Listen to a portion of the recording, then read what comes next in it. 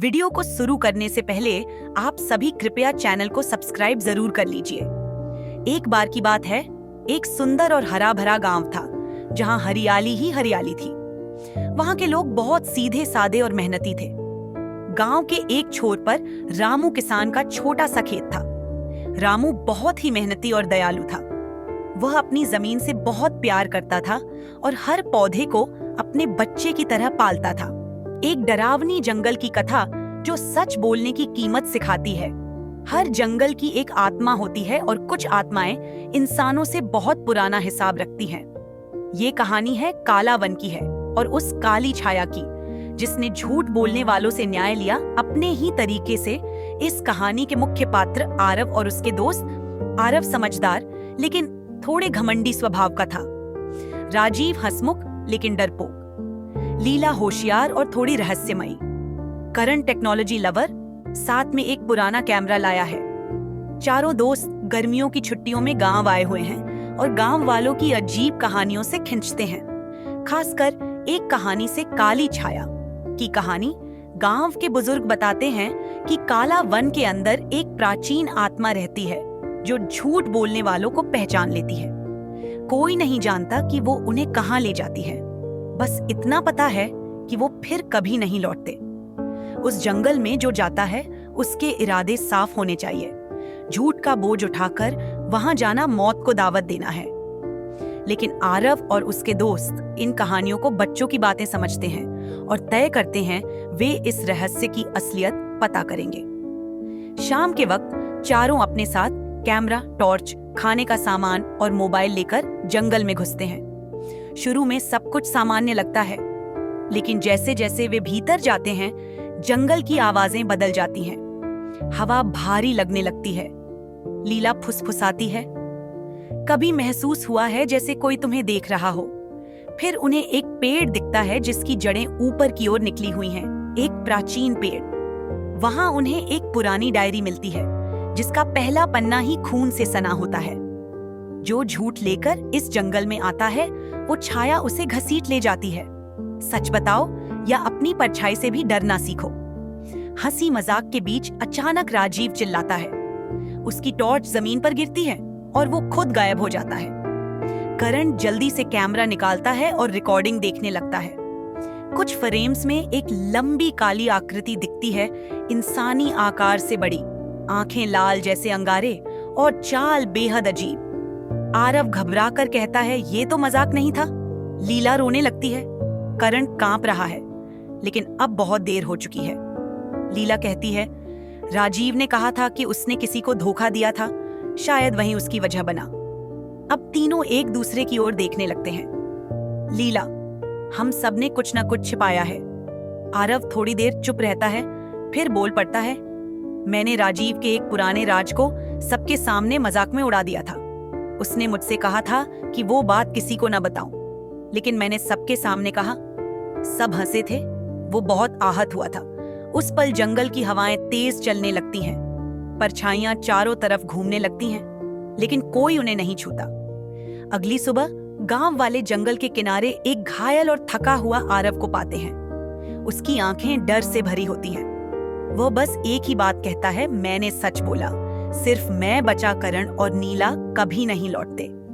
गांव वालों के लिए एक और डरावनी कहानी बन जाती है, लेकिन इस बार एक गवाह के साथ। झूठ से जंगल को कोई फर्क नहीं पड़ता, लेकिन झूठ बोलने वाला अपनी परछाई से भी बच नहीं सकता। वीडियो को पूरा देखने के लिए शुक्रिया। आप सभी कृपया चैनल को सब्सक्राइब जरूर कर लीजिए। धन्यवाद। वीडियो को शुरू करने से पहले आप सभी चैनल को सब्सक्राइब जरूर कर लीजिए। रोशनी और आदित्य, दो होनहार युवा वैज्ञानिक, हमेशा से ब्रह्मांड के रहस्यों को सुलझाने का सपना देखते थे। जब उन्हें एक अंतरिक्ष मिशन पर भेजे जाने का अवसर मिला तो उनकी खुशी का ठिकाना नहीं रहा। यह मिशन सिर्फ चंद्रमा या मंगल तक सीमित नहीं था, बल्कि उन्हें और भी दूर एक अज्ञात ग्रह की ओर भेजा जा रहा था। कल्पना नामक यह स्पेसशिप मानव इतिहास का सबसे उन्नत यान था जो पहली बार सौर मंडल से बाहर जाने वाला था। मिशन का उद्देश्य एक रहस्यमयी ग्रह G24 पर जीवन की संभावनाओं का अध्ययन करना था, जिसका संकेत कुछ साल पहले एक दूरबीन से मिला था। लॉन्च के दिन पूरी दुनिया की निगाहें रोशनी और आदित्य पर टिकी थी। जैसे ही गिनती खत्म हुई, स्पेसशिप जोरदार धमाके के साथ अंतरिक्ष की ओर निकल पड़ा। भारी गुरुत्वाकर्षण बल के कारण कुछ पल के लिए उनकी सांसें थम सी गईं, लेकिन फिर वे भारहीनता की स्थिति में आ गए। क्या तुम यकीन कर सकती हो रोशनी, हम अब पृथ्वी के बाहर हैं? आदित्य ने खिड़की से झांकते हुए कहा। रोशनी मुस्कुराई, लेकिन उसकी आंखों में एक अजीब सा डर था। हाँ, लेकिन इस मिशन में कुछ अजीब लग रहा है। हमें इसकी पूरी सच्चाई नहीं बताई गई है। आदित्य ने उसकी बात को हंसी में टाल दिया, लेकिन रोशनी का मन बेचैन था।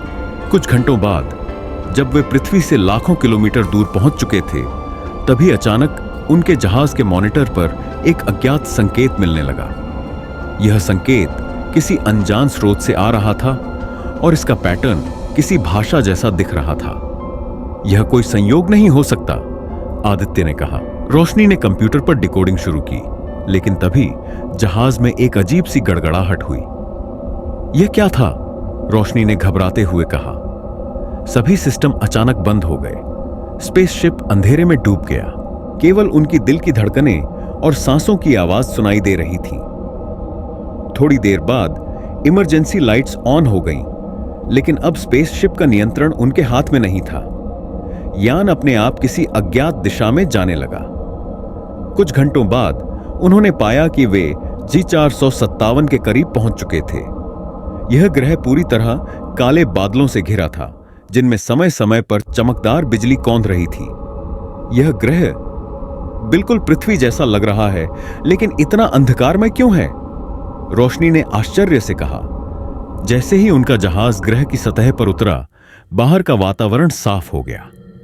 वहां दूर दूर तक कोई नहीं था, बस बंजर जमीन और अजीब आकृतियों वाले पहाड़ थे। लेकिन तभी थक थक थक किसी चीज के चलने की हल्की आवाज आई। रोशनी और आदित्य ने एक दूसरे की ओर देखा। कोई और भी यहां है, आदित्य ने फुसफुसाते हुए कहा। जैसे ही वे जहाज से बाहर निकले, सामने का दृश्य देखकर उनके पैरों तले जमीन खिसक गई।